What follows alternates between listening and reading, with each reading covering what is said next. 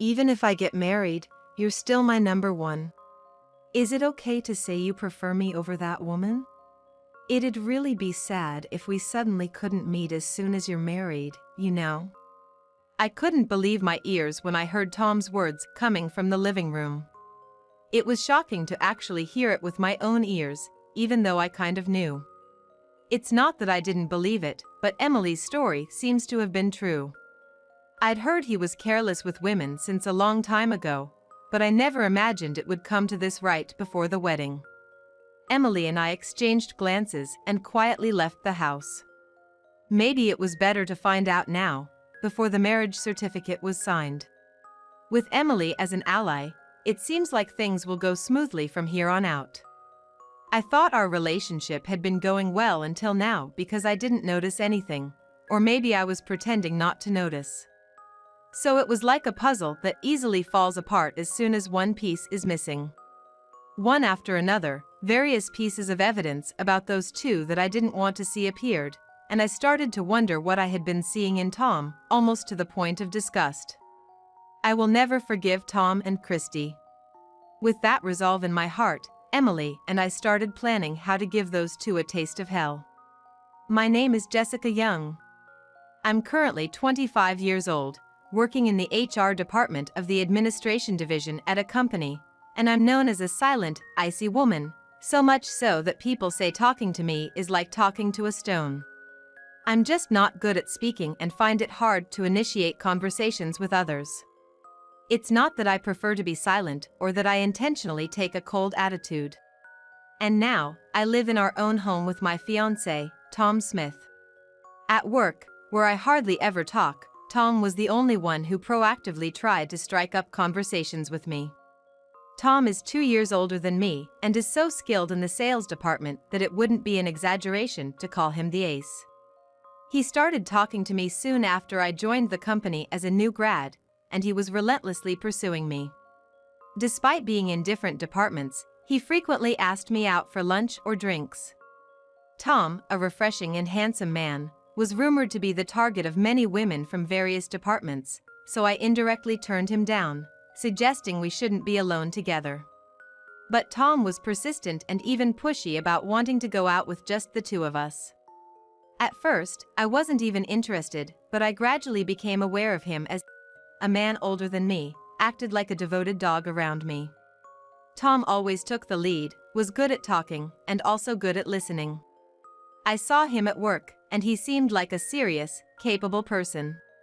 I had turned down his confessions a few times, but after relentless pursuit by Tom, who doesn't easily give up, I eventually gave in. And that's how our relationship started. We've been dating for 3 years now and living together. Tom proposed to me a little before our 3rd anniversary, and we were about to have our wedding. We planned to register our marriage the day after the wedding ceremony. We finished our meal with both of our families, and the wedding planning was going smoothly. That was when I first met Emily, and since we are close in age, it didn't take long for us to become friends. Emily has a friendly personality, and she proactively talked to me, a very quiet person. For the first half a year, I went to the wedding planning meetings with Tom and even went on a date after. But recently, as Tom started saying he was busy at work, I ended up going to the meetings alone more often. You can decide whatever you like, Jessica. I had started to feel that this phrase had become Tom's catchphrase recently. He was also coming home later and later, so I decided to ask him if it really was work. It's really work. I'm sorry for making you feel anxious. I'm just swamped with a big project right now. I'll try to make time from now on. Even though he said this, I couldn't fully accept it, but since he promised to make time, I didn't say anything more. I would just attend the weekly meetings with the planner and then we would go our separate ways. He did make time for me once a week, but he started coming home past midnight during the weekdays. He also started going on more business trips, leaving the house empty. We work at the same company, so I should understand if he's really busy, but looking at the sales department as a whole, they didn't seem to be that busy, and there shouldn't be any business trips. I feel isolated at work, not really having close friends there, and it's starting to weigh me down, making me feel uneasy. I decided to reach out to Emily, the only person I can talk to like a friend. We got in touch and made plans to meet at my house the upcoming weekend, 3 days from now. During those 3 days, Tom would come home late, so the only time we could have a conversation was in the morning. The day of our meeting arrived, and I hadn't even told Tom about seeing Emily. Recently, my conversations with Tom have been nothing more than good morning and have a good day. I wonder if I wait for Tom to come home, would we be able to talk? I also have work the next day, so I couldn't stay up late into the night. And as always, his business trips seem to fall on the weekends, so we haven't been able to have a proper conversation. Even when I send him messages, he just reads them without replying, and he only answers the phone once out of every 10 times I call. And when he does answer, he immediately says, "I'm at a client's place right now, and it's really busy," before hanging up. While I was pondering about Tom, Emily arrived at my house a bit earlier than the agreed time. We made small talk, and when I mentioned I needed some advice, Emily's expression turned serious. "Wait, my brother?" After I spilled everything, Emily looked shocked.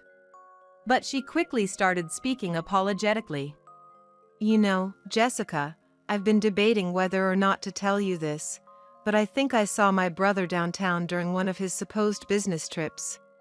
I wanted to believe it was just my imagination and didn't want to upset you. I'm really sorry." Hearing Emily's words made my heartbeat race. I gently held her hand, understanding how hard it must have been for her to say this, and she started to cry, continuing her story. "When I confronted my brother about it, he threatened me, saying, 'If you don't tell, she won't find out.' You don't want to make Jessica unhappy, do you?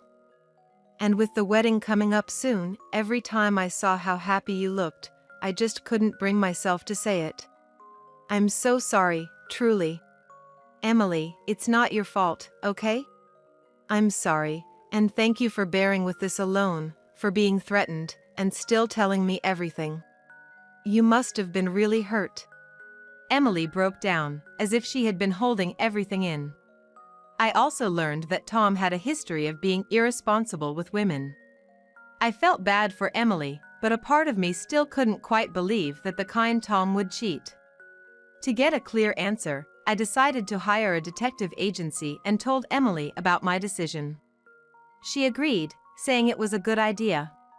She wanted to be there when the results came back, so I promised to let her know when the agency contacted me, and we parted ways for the day. Waiting for the results, I was on edge.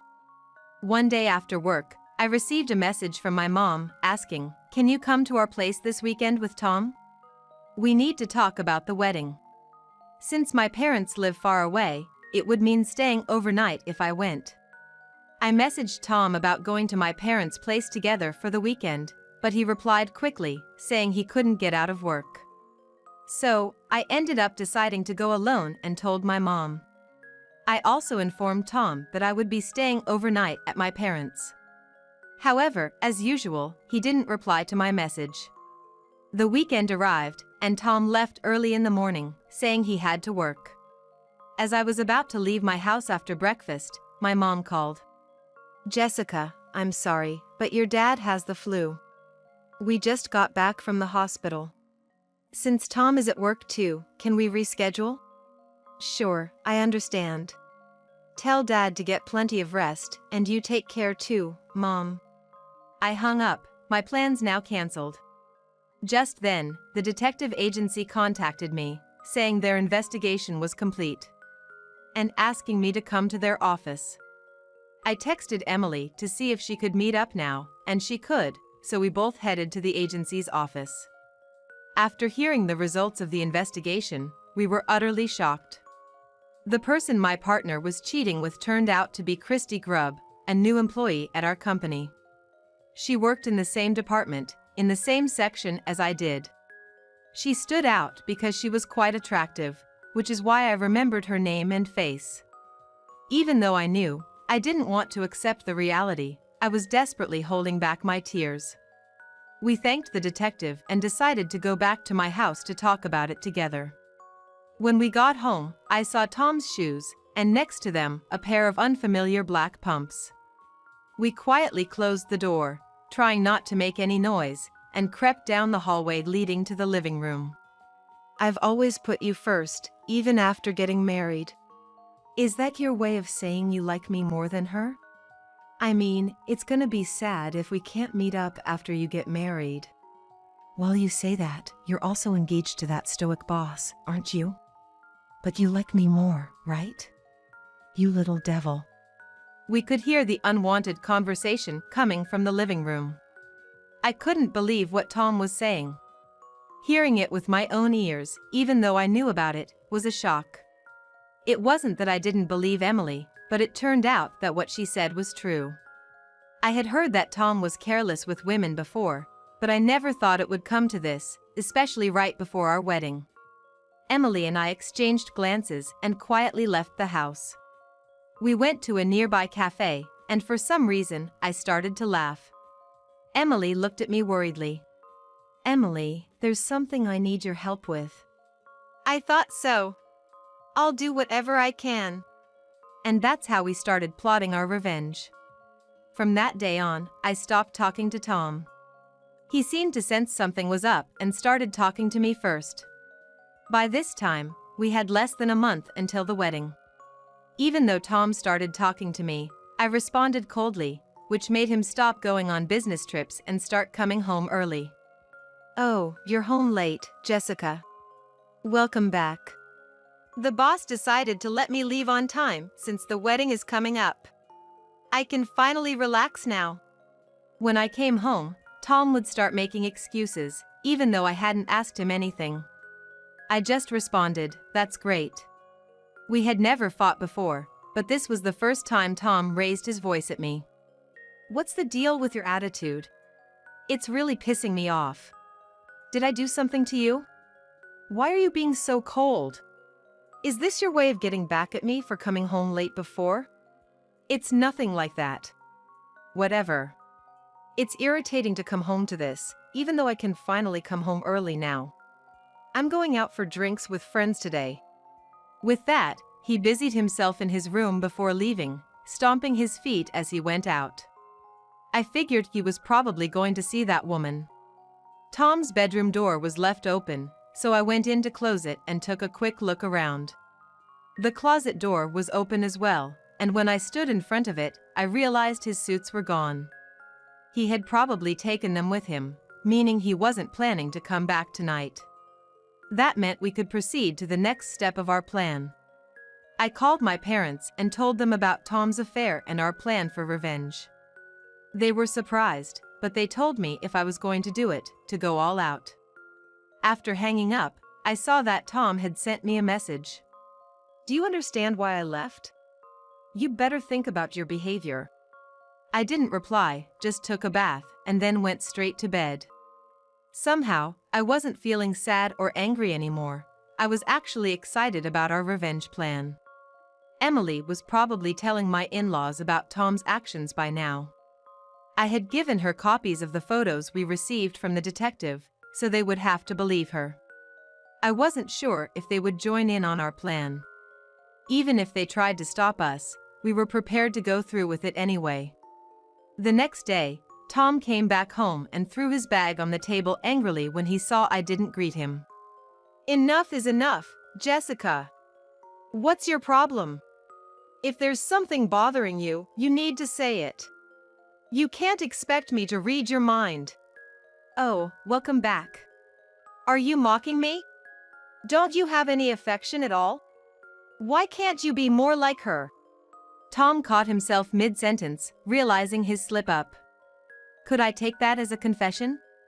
I just stared at him, and he awkwardly said, "Anyway, you should be more affectionate. I'm going to take a bath." And he hurried off to the bathroom.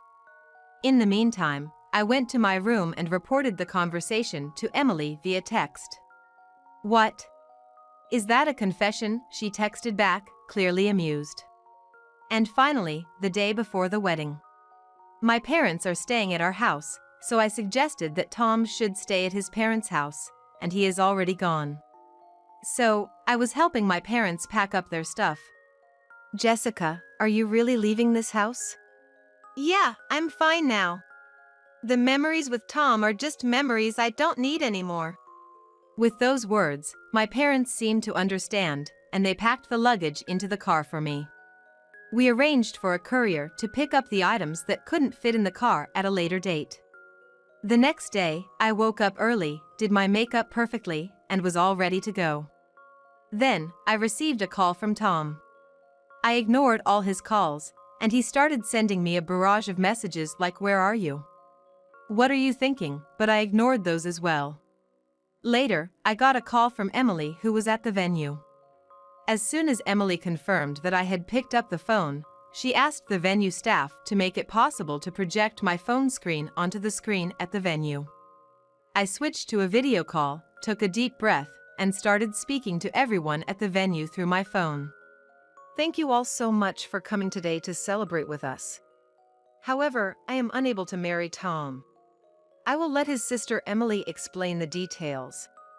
After saying this, Emily took the microphone and encouraged everyone to look at the other screen, where photos of Tom cheating were displayed. The venue erupted into murmurs, but Emily calmly explained while sliding through the photos.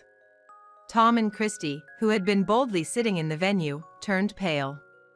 Well, it was their own disgraceful pictures being shown, so it's no wonder they turned pale.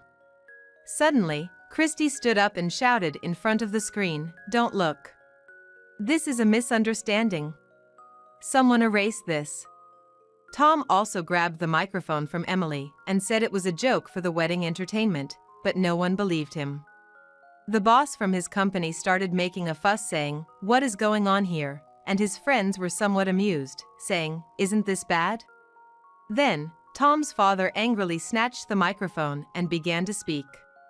"Everyone, we sincerely apologize for the inconvenience today.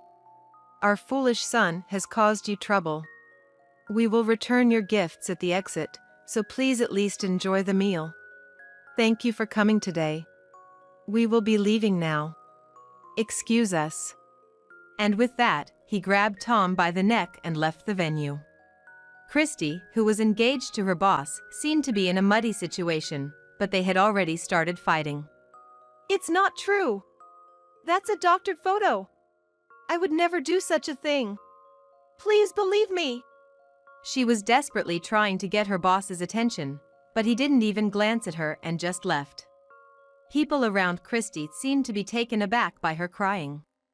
Emily and I apologized to the venue staff and the guests, and then hung up the call. Right after ending the call, I quickly grabbed the rest of my luggage and left the house. I had already told Emily that Tom's belongings were in a storage rental, so he would probably go pick them up someday. Tom, goodbye. With that, I left the house full of memories behind. After moving, I went to Tom's parents' house with my parents and a lawyer to discuss things with Tom. I knew Tom was at his parents' house because I had asked someone to watch him to make sure he didn't run away after the wedding ceremony ended. As soon as we arrived at Tom's parents' house, Tom started loudly berating me. "Jessica, everything is over because of you. I've been put on house arrest by my company, and they said they will decide on my punishment later. What the hell? What are you going to do about my life now?" Tom's father held him back, and we were led into the living room to start discussing the main issue. The lawyer began explaining from the beginning and brought up the topic of breaking off the engagement, which seemed to surprise Tom for some reason. Wait, why are we getting married?" We were all surprised to hear Tom say that, wondering if he really thought we could still get married in this situation. I'm sure everyone in the room was thinking the same thing. Of course not. What are you talking about? Well, let's continue with our discussion. Our demands are $50,000 for the wedding cancellation fee and $20,000 for emotional distress. There will be no division of assets.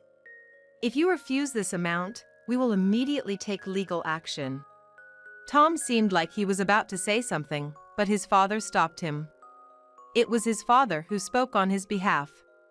"Jessica, I'm really sorry for what my foolish son has done. Please, go ahead with your demands, regardless of what this guy has to say. I'll make sure he pays for it himself, whatever it takes." His father was trying to get Tom to say his apologies, to express his regret for what he had done. Seeing his sincerity, I decided to leave without saying anything more. As I left, thinking that it was all over, I realized that I was the center of attention when I got to the office the next day.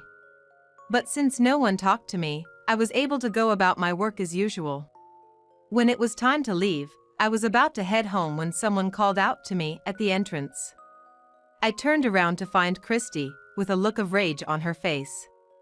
"It's all your fault. Because of you and your meddling. I was this close to marrying into wealth, having a handsome lover, and living a happy life. I will never forgive you." Just as she was about to attack me, Christy's former fiancé came just in time to restrain her. "This isn't Ms. Young's fault. I had my suspicions about you from the start. Besides, your extravagant spending was getting out of hand. I would have called off the engagement regardless of this situation." With that, Christy broke down in tears right there. He called the police, and they took Christy away. She was given a stern warning by the police for attempting to harm me. The next day, I thanked him and thought I could finally get back to my normal life, but it wasn't that simple. I accidentally answered a call from Tom. Thank goodness. I finally got through to you. Jessica, can't we start over?" "What are you talking about now? It's impossible." "Well, I'm gonna pay the alimony, so I can live in that house, right?" I couldn't believe what Tom was saying. The house we lived in was a gift from my parents for our engagement. And it was in my name. "No, I sold that house, though." "What? Why are you deciding things on your own? The house is community property, right? You should deduct the money from the house from the alimony." "First of all, that house was bought by my parents under my name. It doesn't count as community property. Talking to you is giving me a headache. Don't call me anymore. Goodbye." Tom was still saying something, but I hung up without listening and immediately blocked his number. I then called Emily to tell her about the contact from Tom, and we agreed to meet up later. Today's the day I'm meeting up with Emily. We decided to catch up over a cup of coffee at a cafe and talk about how Tom has been doing. I heard he's dealing with a lot right now, including alimony from me, a cancellation fee from the wedding venue, and alimony from Christy's former fiancé, all adding up to around $100,000. I'm pretty sure the company decided to just transfer him to a different department and gave him a talking to when the alimony claims got settled. However, since he's never done anything but sales, he kept getting scolded every day, snapped, and eventually quit on his own accord. He was planning to mooch off his parents and settle down there, but his father kicked him out, or so Emily tells me. But if we just leave him be, he seems likely to stop paying the alimony. That's why he's ended up working at a factory owned by a friend of his father, living on site. The factory's located in the middle of nowhere, and there's no cell service, so I doubt he'll be able to bother me anymore, Emily said with a laugh. Since Emily seemed to know what became of Christy as well, I decided to ask her about it. Christy apparently had to pay $20,000 in total, $5,000 to me and $15,000 to her former fiancé. With her looks and charm, she could have easily paid that off quickly. But she has this bias that night work is for lowlifes and ended up wandering the streets, unable to pay off her debts. She managed to find some temporary work, but since her only assets were her face and her charm, she couldn't do the job well enough and got fired. In the end, she started working multiple part-time jobs just to scrape by and then got hooked on going to nightclubs. Her debt kept growing, and she couldn't pay off her tabs at the nightclubs anymore. The last I heard, she was taken away by some tough-looking guys into the night, and no one knows where she is or what she's doing now, Emily explained. I asked her how she knew all this. And to my surprise, she told me that she and Christy went to the same middle and high schools. Christy was infamous since middle school for rumors about her stealing other girls' boyfriends. Emily never liked her to begin with, so she's glad to be rid of her now. As for me, I didn't face any backlash at work. In fact, I became more popular and started getting invited to lunch more often, even becoming close friends with some. I've also gotten pretty chummy with Christy's former fiancé. We get along so well that we go out together on our days off. Where it will lead, nobody knows yet. Emily and I are still close, like sisters or best friends. And I plan to keep it that way.